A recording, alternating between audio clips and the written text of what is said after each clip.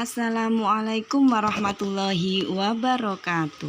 Bagaimana kabarnya anak-anak hebatku hari ini? Tetap semangat ya, luar biasa. Baik anak-anak, sebelum kita mulai pembelajaran dari rumah kita kali ini, marilah kita membaca doa terlebih dahulu. Bismillahirrahmanirrahim. Raditu billahi rabba wa bil islami dina wa bi Muhammadin nabiyya wa rasula. Rabbi zidni ilma warzuqni fahma. Amin ya rabbal alamin. Anak-anak yang Ibu banggakan, untuk pelajaran pendidikan agama Islam dan budi pekerti kali ini di kelas 4, yaitu mengenai bersih itu sehat. Subtema pertama, mengenal arti bersih dan sehat. Bersih berarti bebas dari kotoran. Kalau badan terhindar dari kotoran, maka tidak akan mudah terkena penyakit. Sedangkan suci artinya bebas dari najis. Najis adalah sesuatu yang membuat kita terhalang dalam beribadah. Contohnya, liur anjing, darah, air kencing, tinja atau kotoran. Misalnya, kalau kalian terkena kotoran ayam, maka kita tidak boleh melakukan sholat karena di badan kita ada najis yang menempel. Najis tersebut harus disucikan atau dibersihkan terlebih dahulu. Najis sudah pasti kotor, namun kotor belum tentu najis. Contohnya, kalau ada lantai yang kotor karena tanah dan debu, itu masih dikatakan suci karena kotornya tidak mengandung hal-hal yang najis. Beda ceritanya kalau ada lantai yang kotor karena ada air kencing anak bayi di situ.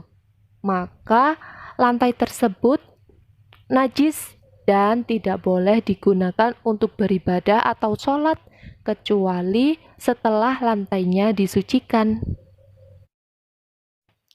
Misalkan lagi, kalau baju kita terkena air kencing cicak, berarti terkena najis dan tidak bisa tidak suci.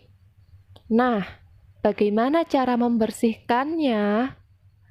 Cara membersihkan najis yaitu dengan mengguyurkan air pada benda-benda atau hal-hal yang terkena najis tersebut.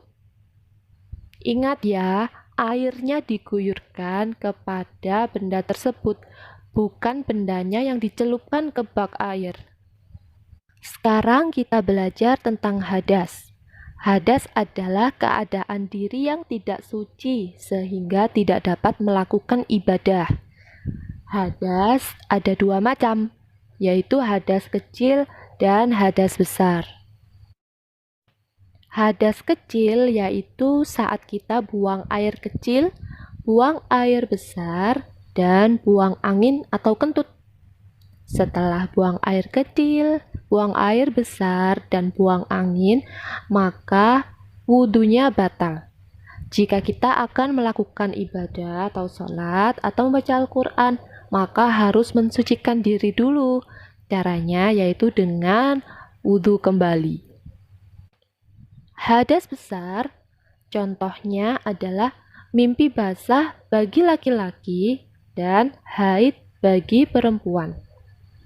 Cara bersucinya yaitu dengan mandi jinabat atau melakukan tayamum jika tidak ada air.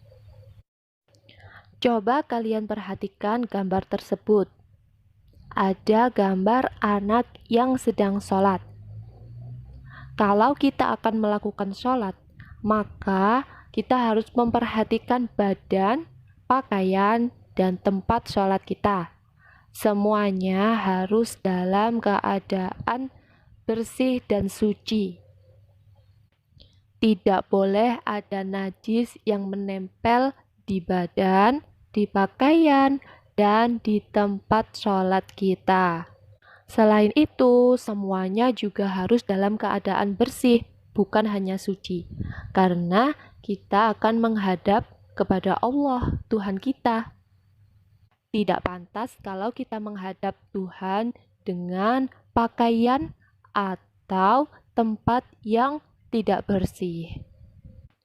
Jangan lupa juga untuk selalu menjaga kebersihan tubuh, karena Allah menyukai orang-orang yang bersih. Bersih itu indah, dan jika bersih maka akan membuat kita selalu sehat. Penyakit tidak akan mudah menyerang tubuh orang-orang yang mencintai kebersihan. Subtema kedua, aku senang berwudu. Anak-anak pasti sudah tahu berwudu itu yang bagaimana. Kita perlu melakukan wudu setiap kali akan melakukan sholat dan membaca Al-Quran. Tata cara wudu tentunya diawali dengan niat. Anak-anak sudah hafal kan niat berwudu? Coba kita baca bersama-sama. Bismillahirrahmanirrahim. Nawaitul wudu'a li raf'il hadasil aswari fardhan lillahi ta'ala. Kemudian berwudu diawali dengan membasuh kedua tangan, lalu berkumur-kumur dengan kumur yang sempurna sebanyak 3 kali. Kemudian dianjurkan untuk menghirup air melalui hidung agar dapat membersihkan kotoran-kotoran di dalam hidung. Kemudian kita wajib membasuh muka kita. Batasnya yaitu pada dahi yang paling atas berdekatan dengan rambut, pada pangkal telinga kanan dan kiri, dan di bawah dagu. Selanjutnya, membasuh kedua lengan kita sampai pada siku. Lalu mengusap dahi dengan air sebanyak 3 kali juga. Membersihkan telinga sebanyak 3 kali pada telinga kanan dan kiri. Dan membasuh kedua kaki kita dengan air sampai mata kaki. Setelah wudhu, jangan lupa untuk berdoa.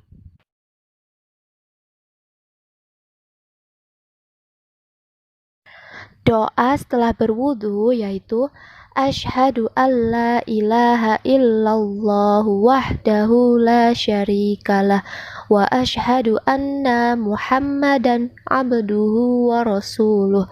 Allahumma ja'alni minat tawwabina waj'alni minal mutatahhirina waj'alni min ibadikas sholihin. Tayamum adalah cara mensucikan diri selain berwudu. Kita boleh bertayamum jika yang pertama tidak ada air. Kita sudah berusaha mencari air, tetapi tidak mendapatkannya, sedangkan waktu sholat sudah masuk. Yang kedua, sedang sakit. Apabila terkena air, bagian anggota wudhunya akan bertambah sakit. Menurut keterangan dokter, maka kita boleh bersuci dengan cara tayamum. Yang ketiga, sedang dalam perjalanan dan sangat sulit mendapatkan air.